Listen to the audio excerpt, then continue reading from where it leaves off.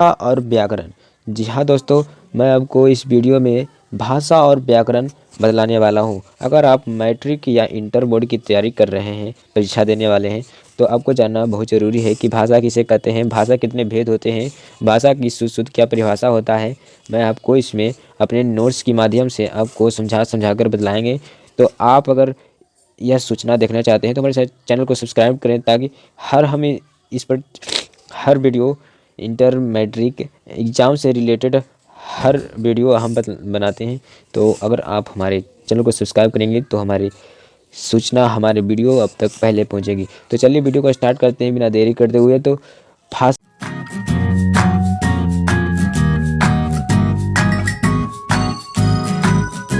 और व्याकरण देखिए।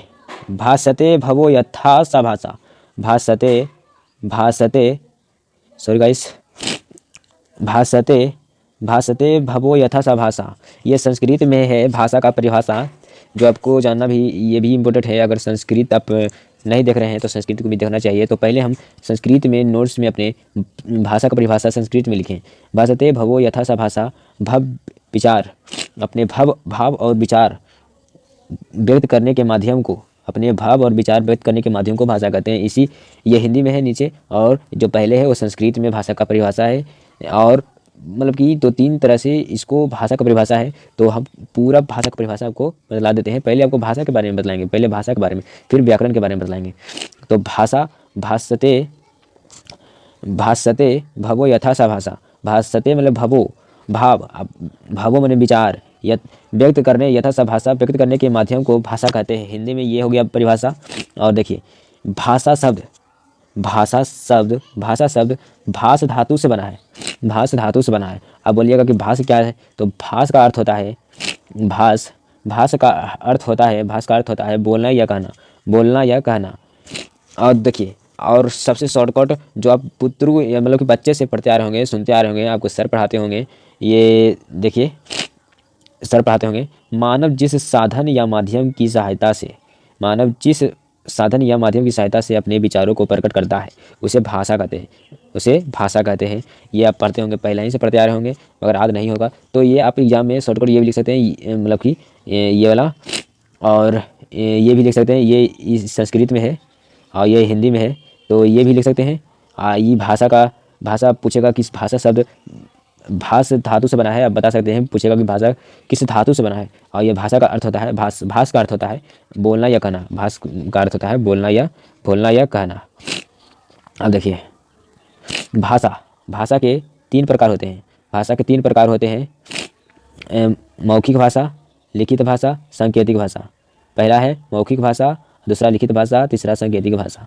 इसका भी ये तीनों का परिभाषा आपको सुश्रुत बतलाते हैं समझाकर। अपनी ये जो हम नोट्स हम अपने आप नोट्स लिखते हैं और उसी के माध्यम से आपको अच्छे से समझाकर वीडियो में बतलाते हैं। तो भाषा के तीन भेद होते हैं, मौखिक भाषा, लिखित भाषा, सांकेतिक भाषा। मौखिक भाषा का पहले देखते हैं। मानव जब अपने विचारों को बोलकर प्रकट करता है, मानव जब अपने विचारों को बोलकर प्रकट करता है तो उसे मौखिक भाषा कहते हैं, तो उसे मौखिक भाषा कहते हैं। मौखिक भाषा का देखें परिभाषा, मानव जब अपने विचारों को बोलकर प्रकट करता है उसे मौखिक भाषा कहते हैं। अब लिखित भाषा देखिए, लिखित भाषा, आई होप कि आपको समझ में आ रहा होगा।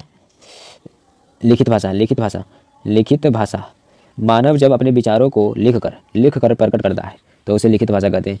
जैसे देखिए, मौखिक भाषा में क्या है कि मानव अपने विचारों को बोलकर प्रकट करता है, उसे मौखिक भाषा कहते हैं। बोलकर, जो आप कुछ बोलते हैं अपने मुंह से, आप बोलते हैं, आवाज़ निकलता है, वो आवाज़ के माध्यम से, वो जो आवाज़ निकलता है उसके माध्यम से जो मौखिक भाषा है, जिससे अपने फीलिंग्स, अपने भाव, अपने विचारों को उसे मतलब कि बोल कर आप प्रकट करते हैं, वो हो गया मौखिक भाषा। मौखिक भाषा। लिखित भाषा क्या हो गया, लेटर। पहले के ज़माना में मोबाइल नहीं था, तो पहले कुछ होता था कि लेटर पहुँचाना पड़ता था, पोस्टमैन का ज़्यादा मतलब की जरूरत पड़ता था, फ़ोन नहीं था। और देखिए, सांकेतिक भाषा, लिखित भाषा और मौखिक भाषा आप समझ गए होंगे। सांकेतिक भाषा देखिए, सांकेतिक भाषा, मानव जब अपने विचारों को संकेतों द्वारा प्रकट करता है उसे सांकेतिक भाषा कहते हैं, उसे सांकेतिक भाषा कहते हैं।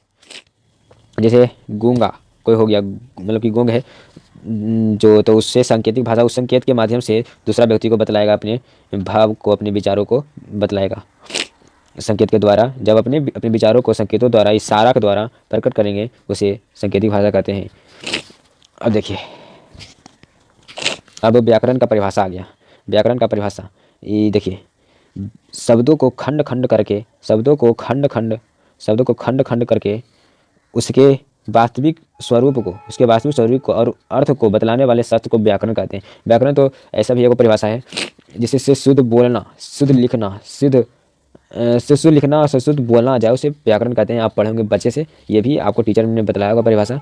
तो व्याकरण का शुद्ध परिभाषा है, देखिए, शब्दों को खंड खंड करके, उसके वास्तविक स्वरूप को और अर्थ को बतलाने वाले शास्त्र को व्याकरण कहते हैं। अब देखिए दूसरा, व्याकरण का अर्थ क्या होता है। व्याकरण का अर्थ क्या है, ये एग्जाम में आप कोई भी एग्जाम दीजिएगा ये पूछेगा तो पूछेगा। अगर इसमें कंपटीशन जो एग्ज़ाम होता है, कंपटीशन, उसमें पूछना इसका मतलब कि तय है कि पूछता है। तो व्याकरण का अर्थ क्या होता है, व्याकरण का अर्थ क्या होता है, व्याकरण का अर्थ क्या होता है, तो व्याकरण का अर्थ होता है विग्रह या विश्लेषण, विग्रह या विश्लेषण। ये पूरा रट जाइए इसको, व्याकरण का अर्थ होता है विग्रह या विश्लेषण है। ये मेन पॉइंट है, वीवीआई है, इसको रट जाइए। व्याकरण का अर्थ होता है विग्रह या विश्लेषण करना, विश्लेषण। अब देखिए थोड़ा पॉइंट बचा है, व्याकरण का संधि विच्छेद, व्याकरण का संधि विच्छेद। तो देखिए इसमें बी, हर्षिकार बी, ये हर्षिकार है जो ऐसे होता है, हर्षिकार। तो हर्षिकार बी प्लस आकार ऐसे इसको बोलते हैं, फिर ऐसे आकार दीजिएगा तो आ। अब देखिए प्लस आ, फिर क्री, देखिए क्या लिखा है, क्री प्लस ल्यूट अन्य भी बोल सकते हैं। तो व्याकरण का मतलब कि संधि विच्छेद तो पूछबे करता है, अथी आपको हिंदी में पूछ लेगा, आपको संस्कृत में भी पूछ सकता है, हिंदी में तो पूछेगा ही, संस्कृत में भी पूछेगा। तो देखिए व्याकरण का संधि विच्छेद होता है, बी प्लस आकार आ प्लस क्री प्लस ल्यूट या अन, ल्यूट को ही अन बोलते हैं। अब देखिए, व्याकरण भाषा को शुद्ध रूप से बोलने, पढ़ने, लिखने तथा समझने की विधि बतलाता है। व्याकरण ये तो बताए थे आपको, जिसे मतलब कि बच्चे पढ़ते होंगे सुसु लिखना, सुसु बोलना आ जाए उसे व्याकरण कहते हैं। तो नहीं, देखिए व्याकरण भाषा को शुद्ध रूप से बोलना, पढ़ना, लिखना, बोलिएगा, लिखिएगा और पढ़िएगा तथा समझने की विधि को बतलाता है। मतलब कि व्याकरण में सब शुद्ध आ गया, समझ रहे हैं।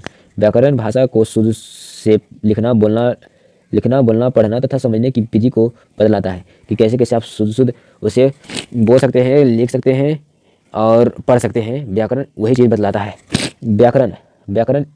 व्याकरण भाषा की कसौटी है, मतलब कि भाषा का आधार है व्याकरण।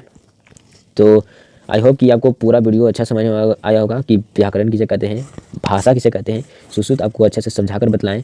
तो अगर आपको यह वीडियो अच्छा लगा हो तो लाइक करें, शेयर करें, अपने दोस्तों के साथ शेयर करें। अपने दोस्तों जो मैट्रिक या इंटर की बोर्ड की तैयारी कर रहे हैं तो उन्हें ज़्यादा से ज़्यादा शेयर उनके पास जरूर करें। और मिलेंगे ऐसे ही वीडियो बनाकर आपको भेजते रहेंगे, तो हमारे चैनल को सब्सक्राइब तो कर लीजिए। मिलेंगे ऐसे वीडियो के साथ, तब तक के लिए जय हिंद, जय भारत। जय हिंद, जय भारत, जय भारत।